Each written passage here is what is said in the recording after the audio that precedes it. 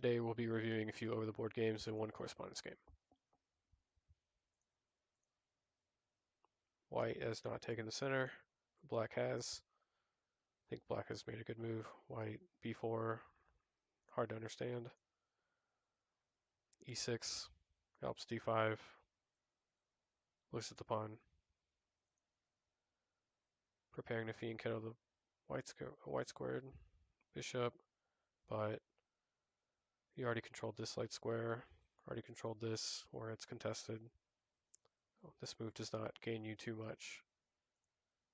And attacking the pawn. I kind of get it. I think new players, familiarity. This is an unfamiliar position. It's going to be harder to see things.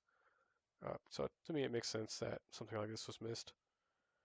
And so many things are new that it's all hard to keep control of. I like this move. This is a big diagonal to have. White can immediately take and win a rook. Black developed their bishop, still a pawn. I don't know if this is an opening or something. Not really familiar with it, but it doesn't look that good. Would not recommend. Okay, shutting down this diagonal. This is a good move. Looking at this pawn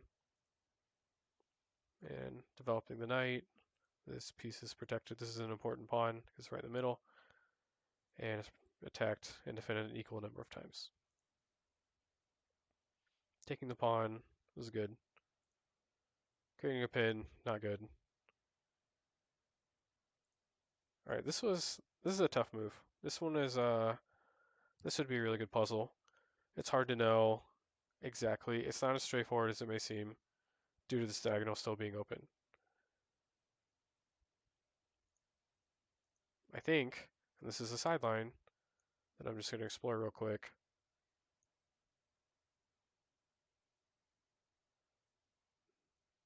It is hard to know exactly what the best move would be. Perhaps just immediately taking. You do walk into a follow-up double attack, so maybe not yet. At the very least, you can protect your queen. And if this happens, you get to win a pawn. But of course, instead of taking this bishop, this rook and this pawn would just be taken. Okay, back to the game. The queen removes herself from the pin. And taking with the pawn. I think if bishop takes, at the very least, this rook has to move. And then you have time to save your own rook from this diagonal. All right, you lose a pawn, but no big deal. And of course, if they don't move, you each get a rook. And that's pretty good.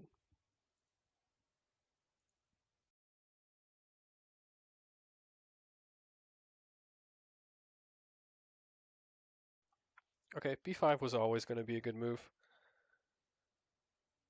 Since it was never taken, and you have a knight on c6. Hard to know exactly where to move the knight. This is a protected space. This e5 looks better just on this diagonal, and after this sideline, this diagonal is still shut down. Okay, that's been hanging. And now, instead of losing a rook, because of this, you're just down an exchange. Instead of losing a rook, black loses a piece, which is better. Okay, attacking bishop, telling it to go away. Attacking this pawn. Preparing the castle. That'd be good. Kicking this bishop. And it's hard to know exactly where the bishop should go because this looks kind of nice. It blocks in this rook, which I think does eventually get this file and open things up. But instead, black plays towards the middle. I still think this is a good move. Protects this pawn. This pawn's very important. And finally the knight is taken. Activation of the other knight. Potentially seeing a fork here if this pawn were to be pushed. Activating the rook. Things are looking very scary. This is good. And keeping the queen active, looking at this pawn, just keeping the queen in the game. It's very solid. Taking a pawn, activating the knight, and preparing rook b1, which is pretty crazy, pretty scary. And yeah, all white's pieces are very fortress-like and hard to attack. Attacking this bishop, but bishop has a place to go. That pawn was dropping. Okay, moving the rook into the line of sight of the bishop.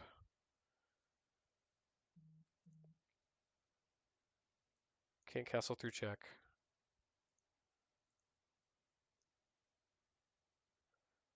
It is hard to see exactly, yeah, what to do.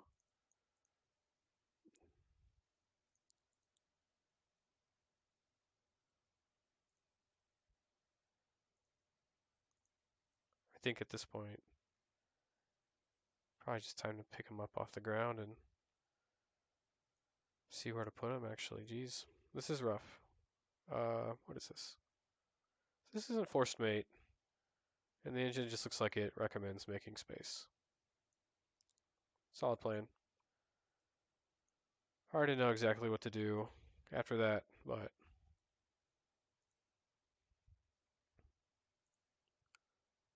okay. One thing to notice is that if e4 was played, basically forced to play dx e4, and the same.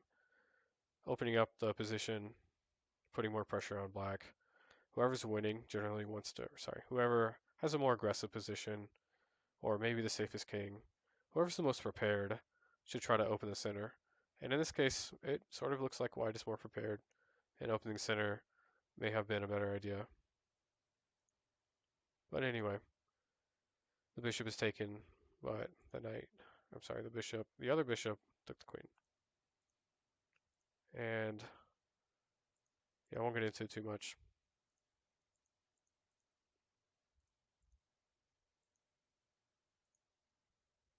Okay. On to the next game. Okay, very normal.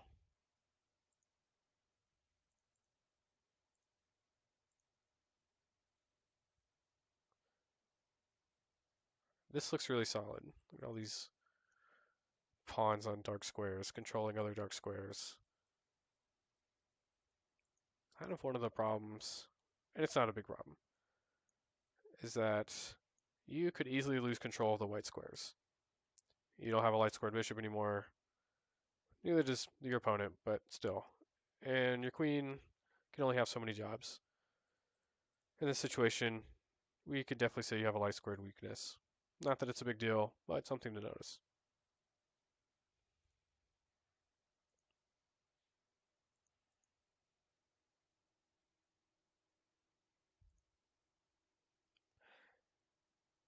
I think in this case, maybe trading it off for just castling would be good. It's kind of like, this is a waiting game. You both are just waiting for the other one to blink.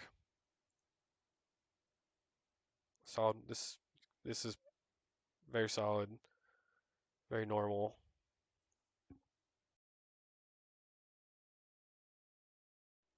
I think this is the most natural move to make in response. Knight for a knight.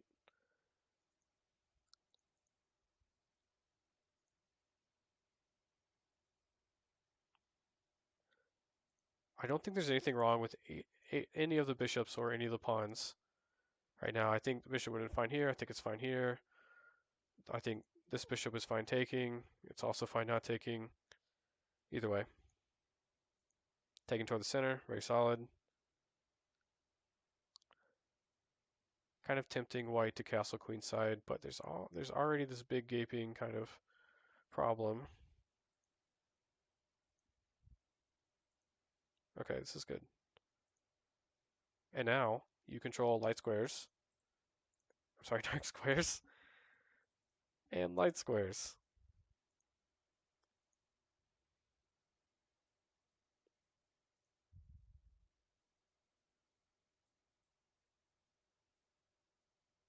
Yeah, this is what it is. Everyone blunders. But okay, since I see the back-to-back blunder, that's a classic. So when you blunder once, take a little extra time, unless you're losing on time, obviously, and take a quick breath, figure out what that was, and definitely just don't make the next move too suddenly. Um, very, very normal to kind of panic and play your next move after you've blundered very quickly. Or maybe you saw that you blundered as soon as you made the move, and you were just waiting the whole time for them to make it, and you played your next move just very quickly. But take a quick second and just figure things out. So moving towards the queen versus away from the queen. Protects the pawn. Okay, yep, that's reason enough. I will notice the queen is in a tight spot. And yeah, attacking the queen looks good. But I think instead of rook e1, you get a very powerful piece involved. And how close is the queen to being trapped now?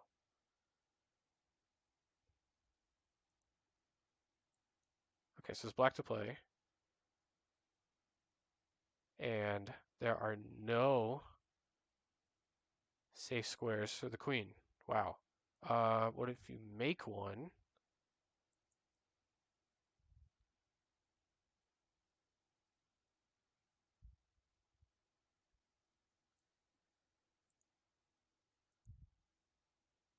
Wow, it looks like the queen is trapped if, in this position in the game, instead of playing rook e1, king f2. It looks that way.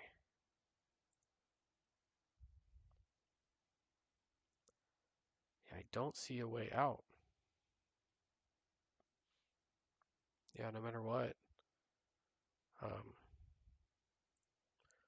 the game, I believe this is what was played. I did struggle a little bit to read the notation. So if I got it wrong, very sorry.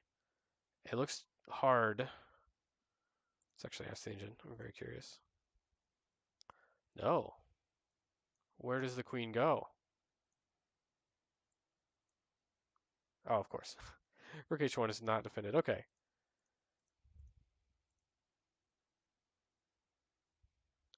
But king f2 is recommended. And what happens if black just doesn't see the threat? They have to not see it twice. No, there's no queen trap. There is a queen trap. But this is somehow not crushing. I'm very confused. Wow.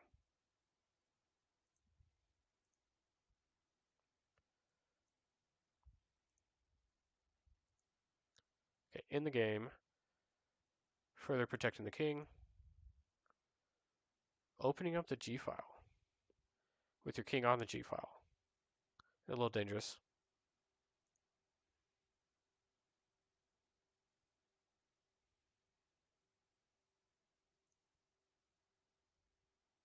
And if the king was still on f2, definitely rook g3 would be great because it pins.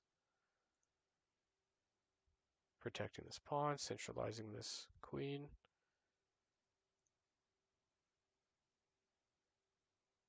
This is pretty good. Getting ready to just put on more and more pressure. Offering a queen trade.